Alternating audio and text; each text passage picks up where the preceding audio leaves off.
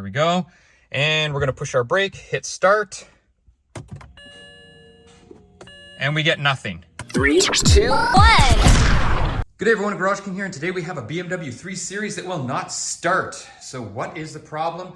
This is an E90, so it's got an N52 engine. Now I must say, there's a number of reasons why it may not start. I did check the battery. It is fully charged. I did load test it, and the battery is good. Where's my little, there we go. We're just over 13 volts, and obviously the charger's on. I'm leaving it on. We're gonna disconnect that shortly, but we're gonna do a few quick checks that may prevent you from replacing the starter if you don't have to. So here's our engine, and well, firstly, I should show you, what is it actually doing? And we're gonna push our brake, hit start, and we get nothing. Nothing at all. So that's the symptom of the no start. That's exactly what it's doing. Let's take this out. Let's do our quick little checks. I showed you the battery. Make sure your battery's good, number one. Then what we're gonna do is we're gonna test the relay, everything in the firewall, but we're gonna do it really simply from the outside of the car. So first we're gonna take off the air filter right here because we're gonna have to take part of this cowl area off. If you're doing the starter, you gotta take it off anyway, so you may as well take it off to test it. And there are 1, 2, 3, 4, 5, 6 bolts. They are 8mm. Now, if you were paying attention, you'll notice I only took out 5 bolts and I said there were 6. I didn't lie. 1 is broken. It's right in there. The actual clip is broken. So we took out 5 bolts. Pay attention to these bolts. This is what they look like. These bolts are different than the rest of the bolts for the cowl. So let's take this off right here. So now if we pan in, we want to get to this guy here. You can see there's a little clip here. I'm just going to lift this like this. It is held in by something here. Now your car might be slightly different just depending on the year, but I'm sure you'll be able to figure it out. There we go, and if we pan into the back, right there, you can see there is a clip right there. So let's pull that and undo that. There's a clip right there at the back. So now we have this piece taken off. Now we're gonna come around to this side as well, and if you're wondering, the hood wouldn't stay up. These are shot anyway, so I just use a pair of vice grips to hold it. That's all I have, but these should really be replaced. So again, we're just gonna undo the clip. Just like that. Now we're gonna pull this piece out. There we go. Now be careful, depending on the model, you may have some electrical here. You can see I have this electrical wire here. So we're just gonna make sure we take this out. And now to remove this piece, we have an 8mm right there. And we do have a few little clips. You can see there's this one right here. So I'm just gonna pull this one back, just like so, to release it from this side. Now take note, these end screws, the ones right on the end, are different than the air filter. You can tell here, they have a different type of thread. There we go. No one said making these kind of videos was easy.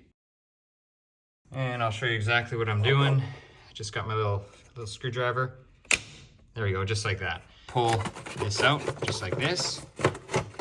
And we should be able to pull this piece off. There you go. It is nice and loose. We can pull it right out. All right, so now that we have that off, we have a good view of the whole engine. So now, before we change the starter, what we want to do is make sure we actually have to change the starter. So we want to make sure power is going to the starter. So we're just going to look for a specific wire inside this box right here. All right, so to unlock these tabs, you got to push the lock to unlock. So we can just lift this up. It makes it a little bit easier if we just lift up just like this, and we should be able to just slide it over. I got my little screwdriver here. There you go. All right, just in case you cannot figure it out, you can see here it is right here. And there. And once those tabs are unlocked, there is these little things. I mean, you just kind of lift up on them. I'll go in there. I don't know if you can see it, but anyway, you just pull the plastic back, and there you can see I just lifted it. You just got to get your finger in on both sides. So once we have those two slid back and then the little tabs on those pulled, we just do with our fingers. We can actually just pull this right out, just like so. All right, so let's take a closer look at these wires. You can see here we have a ton of wires. Now, what you're looking for in this whole rat's nest of wires is you're looking for a fat white one. So here you can see I found a really thick white one right here. This is the one, it goes to a separate connector. So what I'm gonna do is I'm gonna put my test light right in there. We're just gonna back probe it, just like that. And then I'm gonna hit the start button and we're going to see if we have power there, because this white wire is the wire that goes directly to the starter. All right, so now that we have it back probe, you can see there's my test light right there. So I'm just gonna insert the key right here. There we go. Here's my start button. And you know what? Let's give you a little zoom. Now I'm going to press the start button. And as you can see, I used my test light. There's a ground right there. And I went right into the box, right there at that fat white wire we were talking about. Mine has this kind of reddish, purplish connector. Yours may be green, but anyway, it's the biggest white wire and it's in the corner of this box. So we know our starter wire is good. We're getting power. Everything now on this side is good. We've checked our relay, everything. You heard the fuel pump run, so it's all good. So now we can safely say we have to do the starter. So in order to do that, we're going to need torque spec sequences, things to look out for, etc. And you want to always make sure you consult the manual. So here I found Emanual online, very affordable, and it lets you know everything. So if you have that job that you're trying to do and you're not sure how to do it, well, this is an excellent place to start. And you know what? They're actually very affordable. And as you can see here, fully detailed. So what I'm going to do is I'm going to put all this in my head, and now we're going to continue with the video and I will share all of the information with you.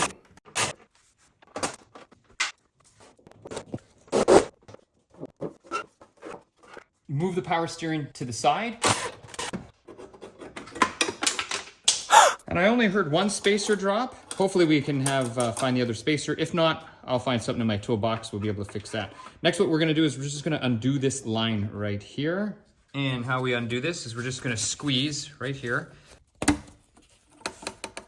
Just like so. There we go, it's loose now. And it would be nice to disconnect it from right there. So let's disconnect it from there. There we go. Ground like so. So next up, what we're going to do is we are going to undo this right here. Now for this, you can use a flathead screwdriver or a 6mm socket.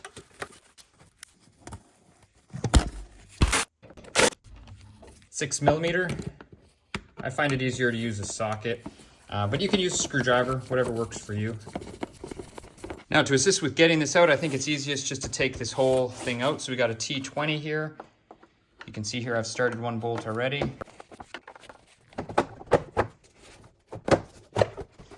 And there we go, much easier. And there we go, lots more room. All right, and now we have some connectors here, so you're just gonna wanna undo all your connectors. There, like that. This one right here. So we have to disconnect all of these sort of cables here and electrical stuff here.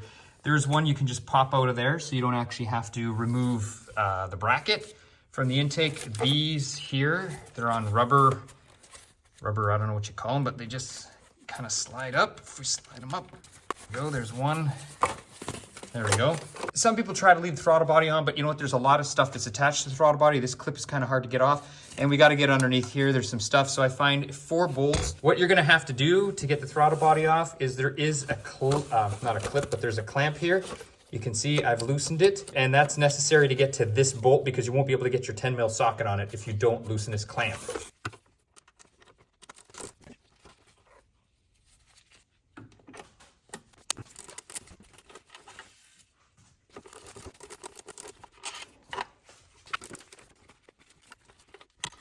And it appears my socket is stuck on, oh, there we go.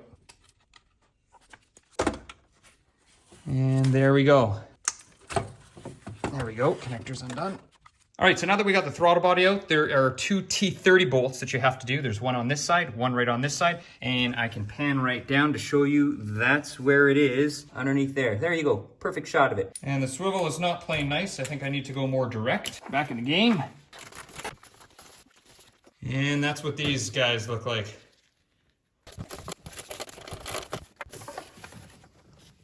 This wire here. Obviously I got to get it out. Don't want to bend these and I don't want to pull on this because it's plastic, so I'll just remove this Torx bit here. I'm not sure if it's supposed to run behind here. Most likely it is, so I'll make sure that it goes back the same way. This is a Torx 25 right here for this plastic connector. There's 2 bolts. One's right below it. There we go, now I should be able to get this. There we go, just like that. And we can just leave that loose, and that'll remind us to make sure we put it back together properly.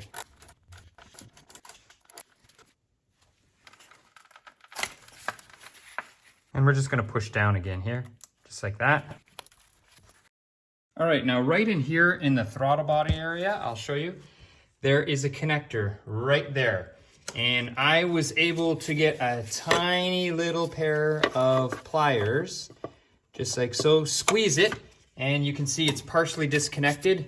So I'll pull the rest of it off, just like that, and it is off. However, if you don't have super small pliers, a good trick is once we release the manifold and it comes back, we can use a pair of these, which is spark plug pliers, and it'll go right in through this way because we'll have enough room. This is going to come back just to get that piece off. All right, now for the fun stuff. So we're going to take off the intake manifold. So first we want to take off this little connector here for the oil here.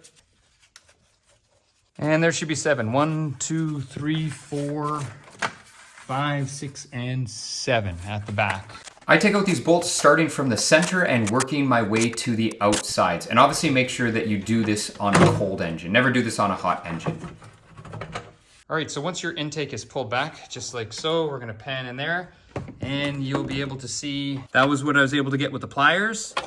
And you can see there's a few more things we have to get just before our intake manifold is released. So I just wanna show you what I'm doing. I used this little thing, just a little pick, free this thing up here, just lifting. I'm gonna pull this connector out. Now here you can see there's one I disconnected right there and there's one more there.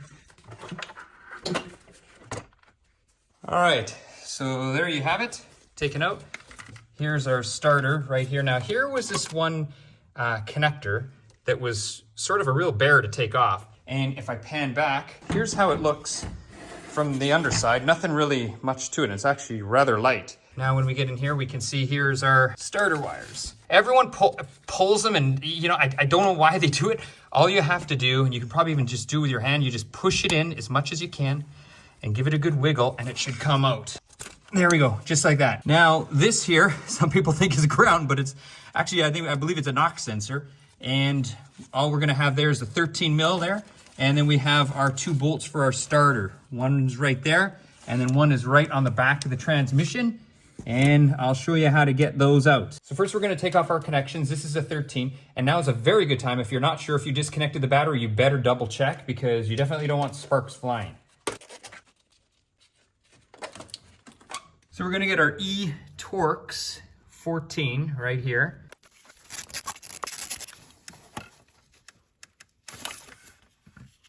There's one bolt, and there you go, the wrench is on, and you can see lots of room.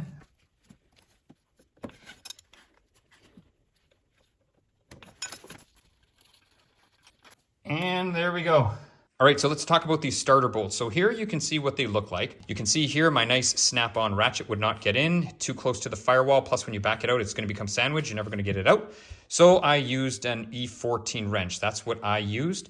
Now I've seen some videos where people use the 11mm wrench, and let's go to the bolt I put in the vise here and let's show you why you should not use the 11mm wrench.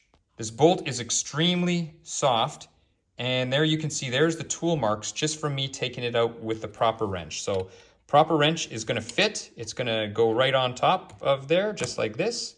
And it fits, you can see, you're not gonna strip anything out. Now, if you use the 11mm, like some people have used, yes, it does go on, it's snug. However, take a look at that. If for some reason you're not on perfect, or if the bolt, I don't know, has some corrosion on it and you wind up stripping this bolt, I don't know how you're ever gonna get it out because these are torque to yield bolts. These stretch. They're fairly snug for the first turn or so until they loosen up and then they come out all the way. So I wouldn't recommend using an 11. I would get the proper wrench for the job. And as promised, there's the ground strap right there. I don't know if you can see it. That's the other common failure point if your car doesn't start right there. So I'm gonna leave the ground strap. It is fine at this time. And our starter is out. Make sure you order brand new bolts because they are not reusable. You can see I got the starter in there and it's loose. Let's consult the manual again and you can see it's 20 Newton meters plus half a turn for the longer bolt and a quarter turn extra for the short bolt. I just want to show you because someone's going to say you got to torque the back one. There's the clearance you get. So there's absolutely no way to get your torque wrench in there. Go by feel and hand bomb it. What I suggest doing is torquing the first one. You saw I used a torque wrench, and the smaller one has to go 90 degrees, which is a quarter turn. The longer one, which is in the back, has to go half a turn.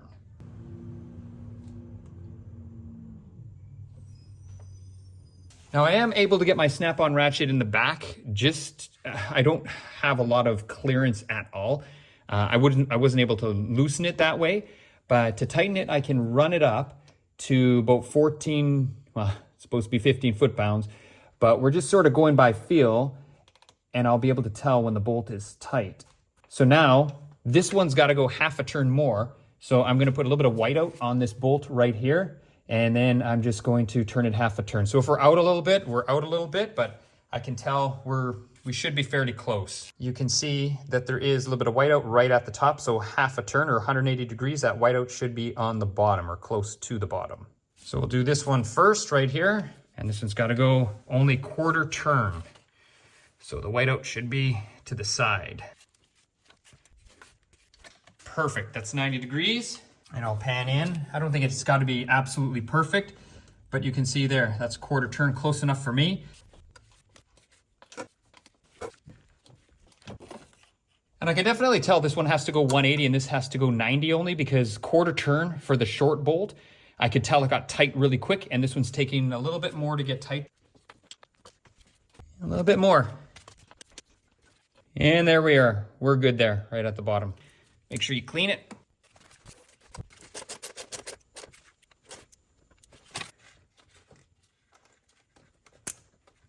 And now's a good time if you want to replace your gaskets. I mean, it doesn't hurt to put new ones in. You can reuse them if you wish, but as you can see, they're pretty easy to take out. And here is a new pack right there. So it's best, I think, at this point, you have the intake out. Last thing you want to do is put it back in and have it leak.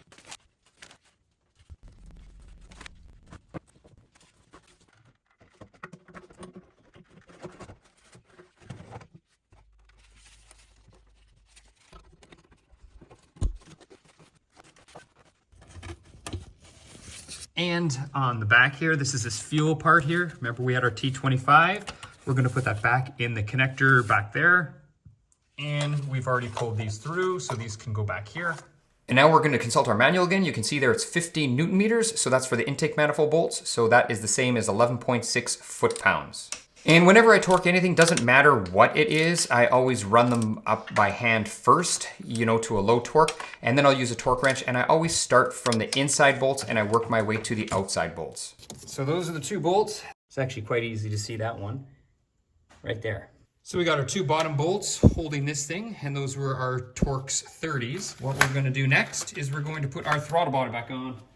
So if we check our manual again, we can see it is 9 Newton meters. So if we convert that, 9 Newton meters is about 6.5 foot-pounds of torque. So really not too much for this throttle body. And as you can see, I'm just using my quarter drive to put it in. Now keep in mind, please don't over tighten these bolts, because the problem is the bolts run into brass fittings, so it is very easy to over torque them.